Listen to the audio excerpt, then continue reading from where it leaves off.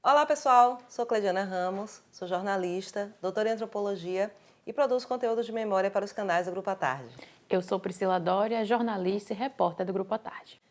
Nós estamos aqui no projeto REC à Tarde e hoje a gente vai fazer um pouco diferente, porque as sessões Senta que Temos História e Mídia e Memória, elas vão estar aqui combinadas, porque nós vamos falar de três pessoas que estão relacionadas do ponto de vista da sua produção literária e que fazem todos três aniversário em 14 de março.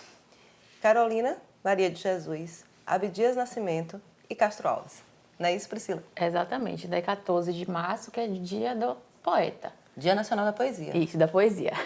Vamos começar então com uma reportagem, gente, aqui do À Tarde, que é de 9 de outubro de 93, o Caderno Cultural de À Tarde, né, como chamava na época, em que eles destacam a história. Na verdade, eles contam um pouco da história de Carolina Maria de Jesus e mostram como, de acordo com o tempo, né, ela foi construindo essa...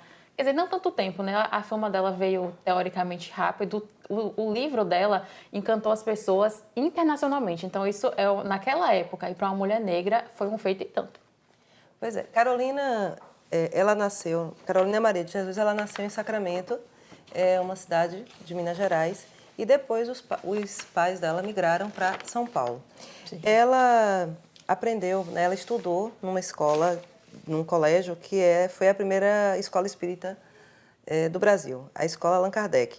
E aí, em 1937, a família se mudou para São Paulo. Carolina, né, como mulheres negras, né, infelizmente vítima de uma história de exclusão, e ela acabou indo morar numa favela, né, Canidé, e virou catadora. E era nesse trabalho de catadora, né, ela já foi tendo os filhos dela, era como ela sustentava a família. E, ao mesmo tempo, ela gostava de ler, sabia ler, Sim. escrever, e começou a registrar num diário as experiências de vida dela naquele cenário mesmo de favela. Então, em 1950, ela foi descoberta por um jornalista, Aldário, quer dizer, ele foi fazer uma reportagem Sim. sobre a comunidade, e aí conheceu Carolina e ela levou ele e mostrou várias coisas, né, para ele que ela tinha. E esse livro, isso virou um livro, esse diário chamado Quarto de Despejo, de Carolina. Mas esse livro foi publicado em 1960, mas ele teve assim um boom, Sim. mas depois Carolina foi completamente esquecida. É. Tiveram algumas iniciativas, né, de fazer filme, quer dizer, é uma história de uma pessoa que ainda está para ser mais, digamos assim, ela ainda precisa ser muito contada. Né? Porque se a gente imagina que para uma mulher negra hoje ainda é muito difícil acessar todo esse sistema do mercado Sim. literário brasileiro, imagina isso na década de 50 no Brasil, né?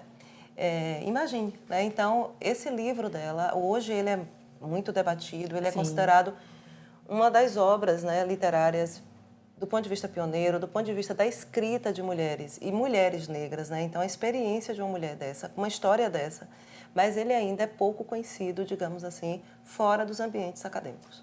Muito pouco. Exatamente. E uma coisa legal de mencionar, por exemplo, é que quando ela chegou, né, a mandar alguns textos, quando ela descobria que tinha esse jornal, que tinha essa possibilidade, textinhos que ela fazia, que ela achava interessante, chegou a ser publicado. E o próprio livro, né, um pedaço do diário dela foi publicado no jornal. Aí quando ele viu, ele completa e publicou. E quando a gente diz, gente, que chegou a nível internacional, é porque rolou muitas vendas. Teve um boom também nos Estados Unidos quando chegou. O lado ruim, né, dada a época, seja por N motivos, pela condição de vida dela social, etc., ou até por ser apenas uma mulher, se diz, né, que esse dinheiro das vendas americanas e até a totalidade que ela devia receber com as vendas aqui no Brasil, ela recebeu muito pouco. Pois é, a Carolina publicou ainda mais 3 livros, né? A Sim. Casa de Alvenaria, que é de 61, Pedaços de Fome, de 63, Provérbios, também de 63, né? E o volume diário de Bitita é uma publicação, na verdade, póstuma, porque ela morreu em 1977. Sim. Ela despertou, inclusive, a atenção Claro, ela teve uma repercussão internacional, como você Sim. já disse, e interesse em fazer filme, só que foi exatamente o período da ditadura militar. E o tipo de escrita de Carolina não interessava, né, a um governo autoritário. e que exatamente expunha o lado do Brasil que eles queriam totalmente maquiar. Então, cenário de pobreza, cenário de exclusão racial, né? Que não é uma abordagem direta, mas basta Sim. ler, né? Basta entender de onde Carolina está falando, né? Então, ela nasceu em 14 de março, e hoje, agora, no dia 14, ela estaria completando 110 anos do nascimento dela, né? Então, é uma data, né, para ser muito celebrada, e essa mulher precisa ser mais conhecida. Não, com certeza. Bom, e agora a gente vai falar de um outro personagem que nasceu no mesmo dia, no mesmo ano. É uma data impressionante, esse 14 de março, que é Abdias Nascimento, que também vamos celebrar esse ano os 110 anos de nascimento dele. Ambos nasceram em 1914. Abdias, né, é difícil dizer o que Abdias não foi. Sim.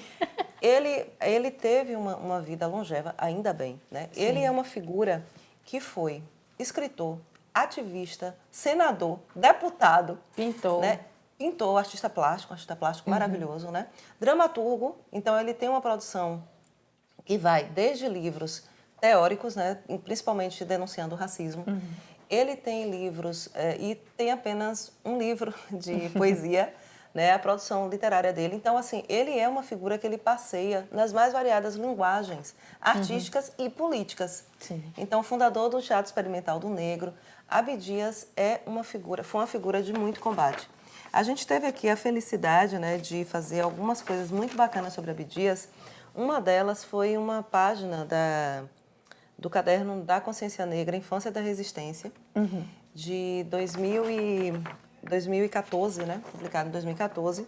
E aí a proposta dessa ação era a seguinte: imaginar como seriam grandes ativistas dos movimentos negros variados, e aí chamar pessoas, né, escritores, autores, que contassem, imaginassem como seriam esses personagens crianças. Sim. No caso, o de Abdias foi o título do caderno, essa ação foi a seguinte: no impresso, né, saiu a chamada com um link para o blog Mundo Afro, porque como era um projeto multimídia, a gente fazia esse jogo entre as plataformas. Então, aqui ficava o anúncio, e aí quem quisesse ler, quem estava interessada em ler a história completa, ia no blog, né, no Mundo Afro.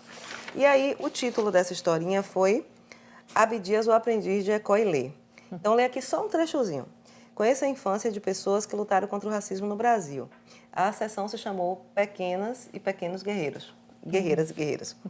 Um dia, um griot nascido nas terras africanas de Ilê e Fé, a cidade sagrada dos nossos ancestrais, nos falou sobre Ecó-Ilê. Ele disse que Ecó-Ilê é aquela primeira lição que aprendemos em casa, com nossos mais velhos, antes mesmo de irmos para a escola. Pois bem, hoje vamos falar sobre a primeira lição que o nosso menino Abdias aprendeu com sua mãe, a linda e doce Dona Josina. Saiba mais detalhes dessa história contada por Lidinalva Barbosa, educadora e mestre em linguagens. Você encontra essa e outras belas histórias no blog Mundo Afro. Então, ainda só rapidamente, alguns personagens que estão nessa série, né? Jaime Sodré, que faz tanta falta, Mãe Estela de Oxóssi, né? E outros personagens. Essa ligação com essa ação que foi feita nesse caderno, né, da Consciência Negra, que tem esse texto da professora e mestra Lidinalva Barbosa, que está com a gente aqui, né, mas ela teve alguns problemas de agenda e tal, e a gente não conseguiu articular, né? Seria muito bom, mas ela volta uma outra hora para falar disso, porque é muito importante. Ela fez, na verdade, a sua dissertação, analisou axés do sangue e da esperança. É o único trabalho de Abdias na área da poesia, né?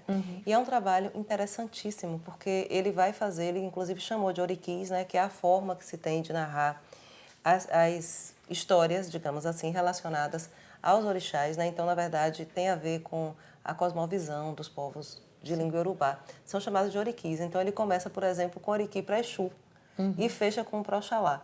Então, é um livro, né, que talvez a obra de Abdias que pouca gente conheça, porque conhece muito a obra militante dele. Sim. Mas ele é uma figura impressionante.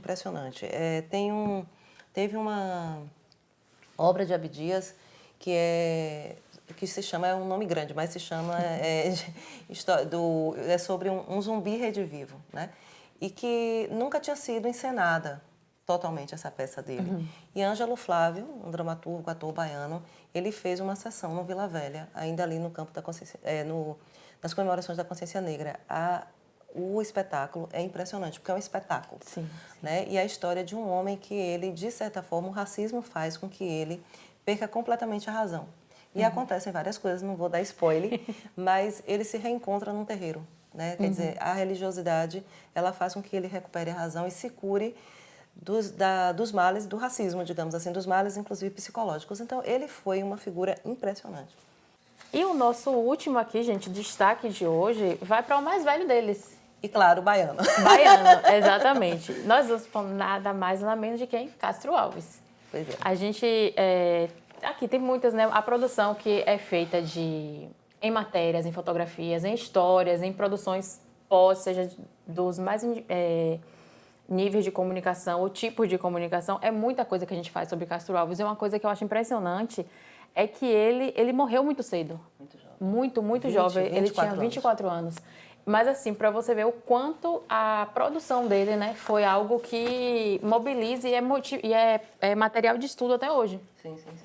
Essa aqui é uma matéria ressalta, na verdade, uma poesia dele e que fala um pouco da história dele e desse papel dele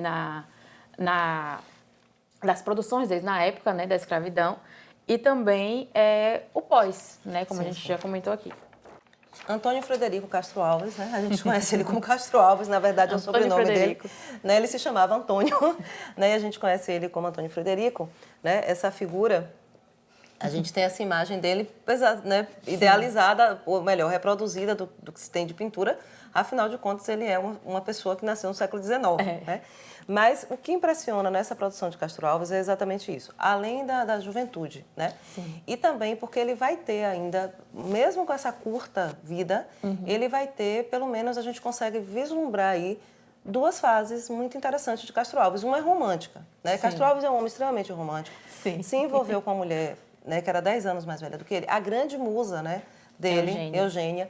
E quando Eugênia, né, ele já estava uma figura com a saúde muito frágil, né? Castro Alves adoeceu de tuberculose muito cedo, né? Quer dizer, apareceram os sintomas de tuberculose muito cedo, né? E na época a tuberculose, você ter tuberculose era uma sentença de morte, né?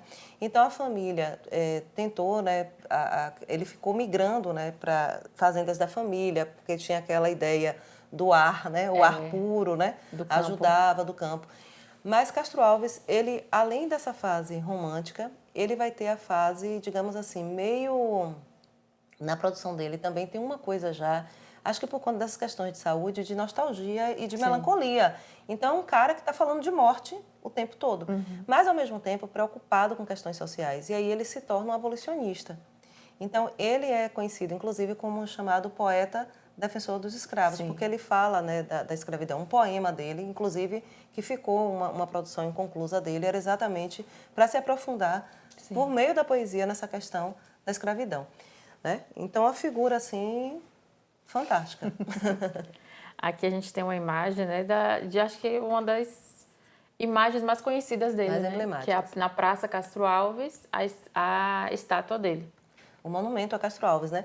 Que tem a ver também com essa ideia, né, digamos assim, de uma, que a gente pode dizer, a criação do Estado baiano.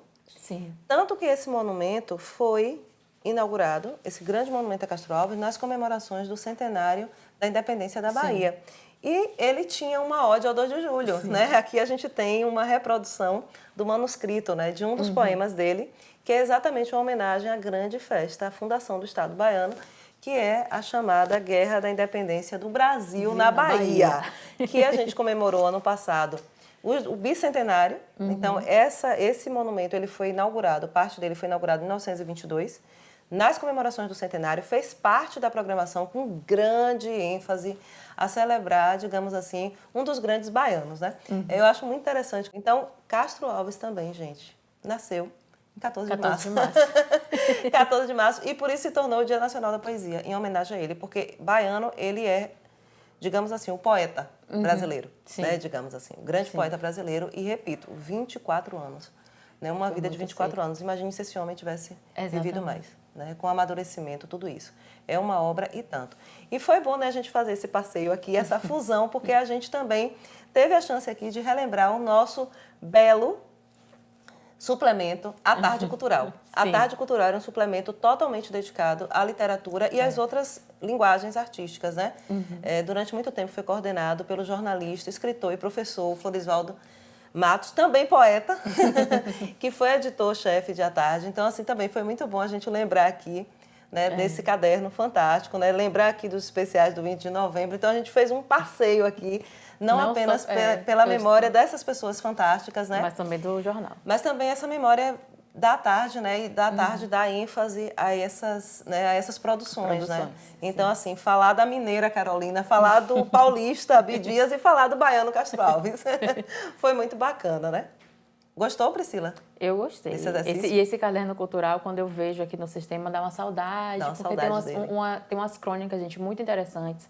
Tem umas entrevistas, essa mesmo de Abdias, você fica assim, gente, olha, ela entrevistou o Abdias há tantos anos atrás, naquele momento da vida dele. Então, assim, tem uns arquivos aqui, né? Umas coisas escondidas nesse jornal, que são maravilhosas. Pois é, gente. Então é isso. Aqui nos canais do Grupo à Tarde, sempre tem informação qualificada. Fiquem ligadas, fiquem ligados. Mais uma vez, gente, muito obrigada e até a próxima. Assim, hoje é Dia Internacional da Mulher, então um abraço para todas as mulheres aqui sob o signo dessa grande mulher que foi Carolina de Jesus. Parabéns a todas nós.